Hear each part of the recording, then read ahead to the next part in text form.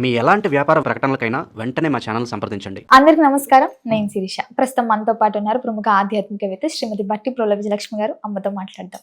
నమస్కారం అమ్మ. నమస్కారం అమ్మా. అమ్మ, విశేషంగా సోమవారం చాలా మంది శివారాధన చేస్తూ ఉంటారు కదా, మరి ముఖ్యంగా సోమవారం రోజు శివుని పూజిస్తే ఎలాంటి ఫలితాలు ఉంటాయి అంటారు? అసలు సోమవారమే ఎందుకు ఎంచుకుంటారు? పేరులోనే ఉంది కదా, స ఉమ. సోమ అంటే స ఉమ. సోముడు అంటే చంద్రుడు అనే అర్థం కూడా ఉంది. ఉమతో కూడిన శంకరుడు అనే అర్థం ఉంది. ఈయన ఉమతో కూడిన శంకరుడు. సోమవారం నాడు ఆయన రోజు కనుక మన ప్రత్యేకమైన రోజు, సపోజ్ మన పుట్టినరోజు ఏదో అనుకుందాం, ఆ రోజున మనకు పూజ, మనకి ఏదైనా ఎవరైనా ఏం చేసినా మనం ఇష్టంగా సంతోషంగా ఉంటాం కదా, కనుక అటువంటి రోజు. కనుక ఆ రోజున శివుడు ఏం చేసినా ప్రీతి చెందుతాడు. ఆయనకి ఇష్టమైన అభిషేకం చేసినా, ఆయనకి అర్చనలు చేసుకున్నా, ఆయనకి నైవేద్యాలు చేసినా, ఏం చేసినా శివుడు చాలా సంతోషపడతాడు. ముఖ్యంగా అభిషేకాలు చాలా సంతోషపడతాడు. ఎందుకంటే తనని తన భార్యని కూర్చోబెట్టి చక్కగా స్నానాలు చేయిస్తున్నట్టుగా భావిస్తాడు అనమాట. అంత ఆనందపడతాడు ఆయన. ఎప్పుడు భార్యాభర్తలు ఇద్దరూ కలిసి కొంగుమూడు వేసుకుని స్నానాలు చేస్తే ఆ స్నానానికి ఫలితం ఎక్కువ కదా. ఎక్కడికి వెళ్ళి స్నానాలు చేసినా భార్యాభర్త ఇద్దరు కొంగుమూడు వేసుకుని స్నానం చేస్తే ఇద్దరు కలిసి స్నానం చేసినట్టు. విడివిడిగా చేసినా కూడా అంత ఫలితం రాదు, కొంగుమూడు వేసుకుని చేస్తే ఫలితం ఎక్కువ. అక్కడ ఆయన ఉత్తరీయం, ఈవిడ చెంగు, చీర చెంగు కలిపి ముడివేసి మునిగి లేవటం అనమాట, అటువంటివి. కనుక ఈయన కూడా అటువంటి పూజ అనమాట ఆ రోజు. కనుక చాలా సంతోషిస్తాడు. సోమవారం నాడు ఎందుకు అంటే అందుకు ఉమతో కూడి ఆయన చక్కగా సంతోషంగా ఉన్న రోజు కనుక, ఆయన సంతోషంగా ఉన్న రోజు పూజిస్తే ఇంకా ఎక్కువ ఆనందంగా, మనకి ఇంకా ఎక్కువ ప్రసన్నంగా, ఇంకా ఎక్కువ వరాలు ఇస్తాడు అనేది భావన. అందుకని ఈ శ్రావణ సోమవారాలు, కార్తీక సోమవారాలు ఇంకా ప్రత్యేకం ఉన్న వాటన్నిటిలోకి కూడా. శ్రావణ సోమవారాలు అభిషేకాలు, కార్తీక సోమవారాలు అభిషేకాలు, ఉపవాసాలు, జాగరణలు ఇలాంటివన్నీ ఇంకా ఎక్కువ విశేషంగా చేస్తూ ఉంటారు. ఎందుకంటే ఆ రోజుల్లో శివశక్తి ఇంకా ఎక్కువగా విజృంభిస్తుంది, ఇటు కార్తీక మాసంలో కానీ శ్రావణ మాసంలో కానీ. కనుక ఆ మాసాలలో చేసేటటువంటి పూజ చాలా ఎక్కువగా వాళ్ళకి శక్తినిస్తుంది. చేసే వాళ్ళకి దేవతకి శక్తి వస్తే ఆ దేవత మనకి శక్తినిస్తుంది. మనం చేసే పూజల్లో అందుకే దేవతకి ఎంత బాగా నైవేద్యం పెడితే మనకు అంత బాగా వరాలు వస్తాయని నమ్మేవాళ్ళు ఉంటాడు చూడు. నైవేద్యం పెట్టు, నేను అడిగిందంతా చేస్తానని దేవత అంటుంది అంటాడు చూడు. ఆ రకంగా మనం చేసే పూజనంతా, చేసిన ప్రతి పూజని ఆ దేవతకే ధారపోయాలి. మళ్ళీ చేసేసాక సర్వం శివార్పణమస్తు సమర్పించేసాం. పూజ చేసి సమర్పించేసిన తర్వాత మళ్ళీ ఆ శక్తిని పొందినాక శివుడు మళ్ళీ మనకి సహాయం చేస్తాడనమాట. అంటే డైరెక్ట్గా మన పూజ మనకి సహాయం చేయదు, దేవుడికి చేస్తే దేవుడి ద్వారా మనకి తిరిగి అది సహాయం చేస్తుంది ఆ పూజ. కనుక ఏ పూజ చేసినా ఆ దేవతకి సమర్పించేయాలి. అందుకనే సర్వం పరబ్రహ్మణార్పణమస్తు అని ఏదో చివరిలో ఒక మాట అంటాం కదా, ఏది చేసినా ఆ మాట అనేసి ఆ చక్కగా దేవుడికి సమర్పించేస్తే ఆ పూజ ద్వారా మనకి ఫలితం. సోమవారం ఎందుకు అంటే కేవలం అందుకోసం, అమ్మవారితో కూడి ఉంటాడు ఆ రోజు ఆయన. అమ్మవారితో కూడి ఉన్న రోజున ఇంకా ఎక్కువ ఆనందం కదా. అందుకని కనుక ఆ రోజు చేసే ఉపవాసాలు కానీ, ఆ రోజున చేసే అభిషేకాలు కానీ ఆయనకి ఎక్కువ తృప్తిని ఇస్తాయి. ఉపవాసం అంటే ఆయన దగ్గరే ఉంటాం, ఆయన భజనే చేస్తూ చక్కగా శివుడు భజన చేస్తూ అమ్మవారి పక్కన ఉంటే మా ఆయన్ని ఇంత కదా భజన చేస్తున్నారని ఆవిడ కూడా ఆనందిస్తుంది. అట చక్కగా ఒక్కసారి రెండు అన్నట్టుగా అమ్మవారి వరాలు వస్తాయి, అయ్యవారి వరాలు వస్తాయి. అది సంగతి. అమ్మ, విశేషంగా శివుని పూజించే వాళ్ళు ఎక్కువ ప్రదోష కాలంలో ఒక దీక్షలాగా చేస్తూ ఉంటారంట, మరి అదేంటమ్మా? అది నియమం పెట్టుకున్న దాన్ని బట్టి ఉంటుందమ్మా. మనం ఆ నియమం పెట్టుకుంటే ఏదైనా సరే నియమం ఉంటే బాగా కట్టుబడి చేస్తాము, లేకపోతే చెయ్యమని అనుకున్నట్టుగా ఒక కంట్రోల్ పాయింట్ ఉండాలన్నమాట. రోజు ఈ సమయంలో నేను లేచి ఇది చేస్తాను అంటే మనకు కూడా ఒక నియమం అలవాటు అవుతుంది. అసలు యోగం అంటేనే యమ నియమాలతో ప్రారంభమవుతుంది. ఏవి చేయాలి, ఏవి చేయకూడదు, అలా అక్కడి నుంచి ప్రారంభమవుతుంది. ఈ నియమం పెట్టుకుంటే రోజు పొద్దున్న లేచి ఈ సమయానికి నేను ఈ పూజ చేస్తాను అని మనమే నియమం పెట్టుకుంటాం, ఎక్కడ ఏం పెట్టే ఉండవు. కాకపోతే ఈ నియమం పెట్టుకుని ఇంతకు ముందర ఎవరైనా సాధించి ఉంటే వాళ్ళని మన ఉదాహరణగా తీసుకుని, ఎందుకంటే వాళ్ళకి పాజిటివ్గా జరిగింది కదా, ఆ ఉదాహరణగా తీసుకుని మనం చేస్తూ ఉంటాం. వాళ్ళు ఎవరో దీపాలు పెట్టారు, వాళ్ళకి పని అయింది కనుక వాళ్ళు దీపాలు పెట్టారు, వాళ్ళకి పని అయింది, మనం కూడా దీపాలు పెట్టుకుందాం, మనకి పని అవుతుంది అనే నమ్మకం. ఈ రకంగా కనుక ఈ రకంగా చేయటం అన్నమాట. ఇది ఈ రకంగా చేయటం అనేది ఎప్పుడూ కూడా ఆల్రెడీ బీట్ అండ్ ట్రాక్ అంటాం. ఒకసారి ఒకళ్ళు చేసేసి వెళ్తే ఆ పద్ధతిలో మనం కూడా చేసుకుంటూ వెళ్తాం. లేకపోతే మనం కూడా ఒక నియమం పెట్టుకోవచ్చు. నేను రోజు ప్రదోష కాలంలో సాయంకాలం పూట శివార్చన చేస్తాను, లేకపోతే తులసికి కాసిన నీళ్లు పోసి ఆ సమయంలో తులసి పక్కన కూర్చుని ఏదైనా స్తోత్రం చదువుకుంటాను. ఏదో ఒక నియమం, ఒక దేవత ఒక నియమం పెట్టుకుని చేస్తే తప్పకుండా, అంటే ఆ నియమం మళ్ళీ భంగం కాకూడదు. నియమం భంగం కాకూడదు. నియమానికి ఎన్నో పరీక్షలు కూడా వస్తాయి.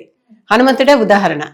మనం ఒకటి పెట్టుకుంటే పరీక్షలు వస్తాయి, ఆ పరీక్షలకి నిలబడగలగాలి మనం. ఆ పరీక్షలకి నిలబడి అది పూర్తిగా చేస్తే తప్పకుండా ఫలితం వస్తుంది. కనుక పరీక్షకి ఒక నియమం పెట్టుకోగలిగే స్థైర్యం అంటే స్థిరత్వం ఉండాలి మనిషికి. తర్వాత ఆ నియమాన్ని తప్పనిసరిగా పాటించేటటువంటి ఒక పట్టుదల ఉండాలి. ఆ పట్టుదలే కాకుండా ఆ నియమాన్ని తప్పనిసరిగా నియమభంగం కాకుండా ఎన్ని ఆటంకాలు వచ్చినా ఎదురు నిలిచి కనీసం గంట సేపు చేసుకునే బదులు ఈరోజు అంతసేపు చేసుకోలేకపోతే కనీసం 5 నిమిషాలైనా చేసుకుంటాను అనేటటువంటిది అలా చేసుకోగలగటం ఇవన్నీ కూడా పద్ధతులు. కనుక ఏ నియమాలు పెట్టుకుంటారో ఎవరికి వారే నియమాలు విధించుకోవాలి. ఎప్పుడూ కూడా మన శక్తి మనకే తెలుస్తుంది. కనుక ఉపవాసం చేయగలిగే వారు ఉంటారు, చేయలేని వారు ఉంటారు. ఇప్పుడు శివరాత్రికి అందరూ ఉపవాసాలు ఉండాలా అంటే ఎలా ఉంటారు? బాలింతల తల్లులు ఉంటారు, వాళ్ళ పిల్లలకి పాలు ఇవ్వాలి, వాళ్ళు ఎలా ఉంటారు? కనుక స్త్రీ బాల వృద్ధులకి మినహాయింపు ఉంటుంది ఇక్కడ. పిల్లలు వాళ్ళకి పాపం ఆగలేరు అంతసేపు. ఎక్కడైనా ఎవరైనా ఆగగలిగితే పర్వాలేదు. అలాగే పెద్దలు వృద్ధులు వారికి ఎన్నో అనారోగ్యాలు ఉంటాయి. ఈ రోజుల్లో బోడు మందులు, ఒకప్పుడు మందులు లేకపోయినా ఇప్పుడు బోడు మందులు ఉన్నాయి. ఆ మందులు తినాలంటే ముందర ఏదో ఒకటి తినాలి, తర్వాత మందులు తినాలి. అవునా? భోజనంలాగా మందులు తినేసే రోజులు వచ్చేసాయి. కనుక వీళ్ళు తప్పనిసరిగా ఇలాంటి వాళ్ళకి మినహాయింపు ఉంటుంది. స్త్రీలు మరి ఇంటి పనంతా చేయాలి, వీళ్ళకి అన్నీ అరేంజ్ చేయాలి. చంటి పిల్లలు ఉంటే వాళ్ళకి పాలు ఇవ్వాలి, ఇతర పిల్లలు చిన్నపిల్లలు ఉంటే వాళ్ళని నిర్వహించుకోవాలి. కనుక వీరికి మాత్రం ఎప్పుడు మినహాయింపు ఉంటుంది. చేయగలిగితే చేయొచ్చు వారు కూడా. ఈ మధ్య ఒక కథలో చదివాను నేను. ఒక తల్లి, అందరూ ఉపవాసాలు ఉంటారు, ఆవిడ ఉపవాసం ఉండదు. అత్తగారు అంటుంది, నీకు అసలు ఎప్పుడు ఏమీ దేవుడు ధ్యానం ఏమీ లేదు, ఎప్పుడు చూసినా నీ తిండి నీ గోల నీదే. అంటే అమ్మ నియమంగా ఉండాలి, సత్యంగా ఉండాలి, అప్పుడే కదా దేవుడు మన పూజ తీసుకుంటాడు. నేను సత్యంగా ఎక్కడ ఉంటున్నాను? నా పిల్లలు కడుపు నింపటం కోసం 100 అబద్ధాలు చెప్పి బయట నుంచి అన్ని సేకరించుకొచ్చి వాళ్ళకి పెడుతున్నా. వీళ్ళ కడుపు నింపడమే నా ప్రథమ కర్తవ్యం. కనుక నేను బయటికి వెళ్తే అబద్ధాలు ఆడుతున్నా. నాలో సత్యం ఎక్కడుంది? నేను ఉపవాసం ఉంటే ఏ దేవుడు మెచ్చుతాడు అంటుంది. అది వాదనే కదా. కనుక మనం ముందర సత్యం, ధర్మం, శాంతి, అహింస ఇవి ఉండాలి కదా ముందర. నేను ఎక్కడ చేస్తున్నాను? మీకంటే చేయకపోయినా చెల్లుతున్నాయి, మీరు చేస్తున్నారు. నేను ఇలా అనుకుంటున్నాను, బయటికి వెళ్తే నిత్యం అబద్ధాలు ఆడేదాన్ని నేను, నా పని జరగాలంటే. అలాంటి దాన్ని నేను ఉపవాసం ఉంటే దేవుడు నన్ను ఏం మెచ్చుతాడు? నాకు ఉపవాస ఫలితం ఏముంటుంది? అందుకని నేను ఉండట్లా. ఎంత నిజాయితీగా చెప్పిందో అనిపించింది నాకు కదా. ఇలాంటివి ఎన్నో ఉంటాయి. కనుక అది ఆలోచించుకుని ఉపవాసం ఉండగలమా, నియమాలు పెట్టుకునేటప్పుడే నేను చేయగలనా లేదా అని నిర్ధారించుకుని చేసుకోవాలి. అంతేగాని నియమాలు పెట్టేసుకున్నవన్నీ బారెడు నియమాలు పెట్టేసుకుని అన్నిటినీ ఉల్లంఘిస్తూ పోతే ఆ వ్రత ఫలితం రాదు. ఏదో పారాయణ చేస్తే ఫలితం వస్తుందా, ఈ స్తోత్రం చదువుకుంటే ఫలితం వస్తుందా అని కదా చేస్తున్నప్పుడు ఆ ఫలితం రావాలంటే ఈ నియమాలన్నీ పాటించాలి. ఆ నియమాలు వాళ్ళే పెట్టుకోవాలి. అసలు ముందరే నిర్దేశించిన నియమాలు కొన్ని ఉంటాయి. అలాంటివి ఏమన్నా ఉంటే చూసుకోండి. ఆల్రెడీ ఏ పురాణంలో మీరు ఈ పూజ గురించి చదివారో అక్కడే కొన్ని నియమాలు ఉంటే అది చూసుకొని వాటికి మీరు కట్టుబడి ఉండగలరా కూడా లేదా చూసుకొని మొదటి రోజే ఇవి నేను చేయగలను, ఇవి నేను చేయలేను అనేది దేవుడికి ఒప్పుకొని దండం పెట్టుకుని ఆ తర్వాత ఒప్పుకున్న నియమాలన్నీ పాటించండి. అప్పుడు తప్పని కొడితే సరిగా ఆ పూజ ఫలిస్తుంది. ఎప్పుడు చేసినా ఆ పూజ ఫలిస్తుంది. సోమవారం ప్రదోషకాలం మరీ మంచిది అన్నిటికంటే కూడా. శివరాత్రి నాడేమో లింగోద్భవ కాలం రాత్రిపూట, మిగిలిన సోమవారాలు ప్రదోషకాలం చాలా మంచివి. ప్రభాతం ప్రదోషం ఎప్పుడు ఈ రెండు మంచివి. ఆ సమయంలో చక్కగా దేవతార్చన చేసుకుంటే, శివార్చన చేసుకుంటే శివుడు చాలా సంతోషించి కోరిన వరాలు ఇస్తాడని పేరు, ప్రసన్నుడే. అమ్మ విశేషంగా మరి ఇప్పుడు మీరు ప్రదోషకాలం పూజలు అన్నారు కాబట్టి ఎన్ని డేస్లో ఇట్లా అంటే ఒక దీక్షలాగా అంటే 41 days 40 days అని ఒక దీక్షలాగా పెట్టుకొని ప్రతిరోజు వెళ్ళాలంటారా, లేకపోతే ఏంటంటారు? అసలు ఒక నియమం చెప్తా.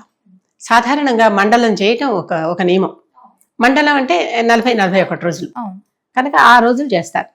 అన్ని రోజులు చేయటం అనేది అలా నియమం పెట్టుకోలేదు. నేను 3 నెలలు నియమం పెట్టుకున్నాను, 6 నెలలు నియమం పెట్టుకున్నాను, పెరుగుతుంది అప్పుడు.